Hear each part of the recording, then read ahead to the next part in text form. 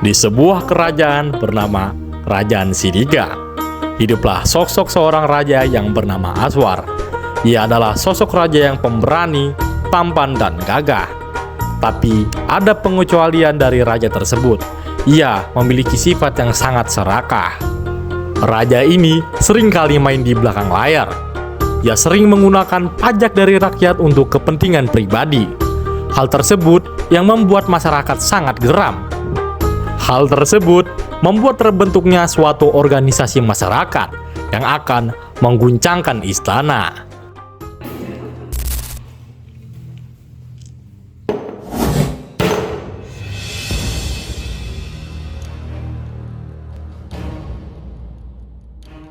Paduka, laporan pajak telah terkumpul dari seluruh wilayah.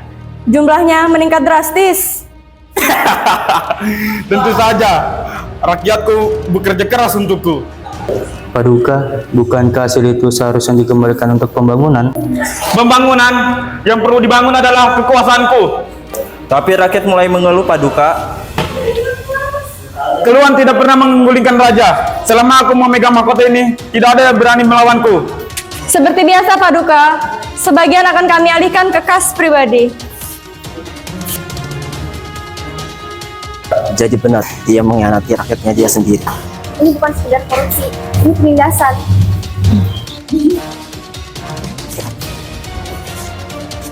Kita sudah punya bukti, tapi emang cukup untuk menjatuhkannya? Ada, orang kayaknya itu kada jatuh karena bukti, ini jatuh karena tindakan. Kalau raja tetap hidup, maka rakyat akan selalu menderita dalam diam. Kita harus mengakhiri ini tanpa kekacauan. Tindakan raja pun sudah tertangkap basah oleh organisasi gelap tersebut.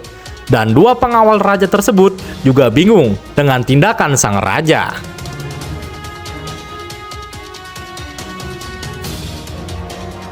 Aku tidak tahan dengan ini. Kita layani raja, tapi raja tidak melayani rakyat. Jika kita bicara seperti ini, kita bisa dihukum mati.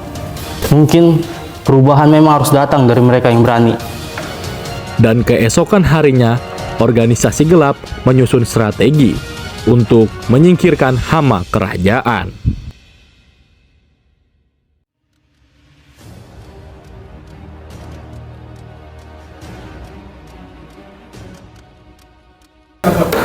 Jika kita menyerang secara terbuka, istana akan kacau. Rakyat akan panik, bahkan mungkin akan terjadi perang. Tanpa jejak. Bukan, tapi tanpa suara, seolah-olah kekuasaan itu hanya berpindah tangan.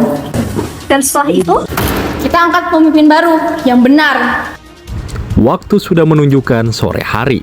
Raja menuju kamarnya untuk beristirahat.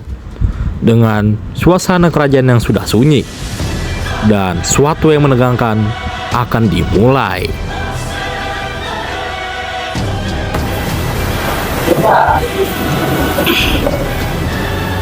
Tidak ada yang bisa menjatuhkanku. Mahkota ini akan selamanya menjadi milikku. Siapa di sana?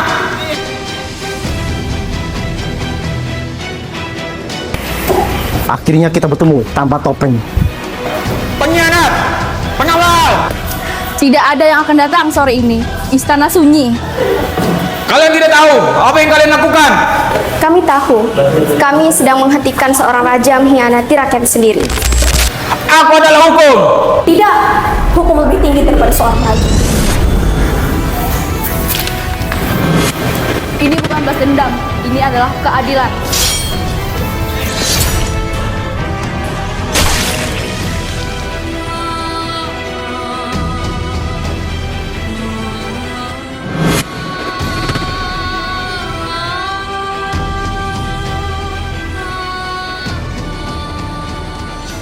Keesokan harinya, setelah kejadian peristiwa yang sangat menegangkan itu, hari di mana pagi ini terasa sangat aneh, terasa gelisah, dan kita bisa melihat Menteri Keuangan merasa ada yang aneh.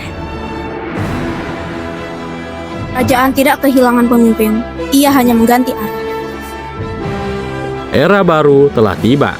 Tahta raja dari Kerajaan Siniga telah diganti oleh Raja Kenzo yang akan membawa kemakmuran dan kejayaan bagi Kerajaan Siniga, di mana Setelah era ini tidak ada lagi yang namanya era kegelapan.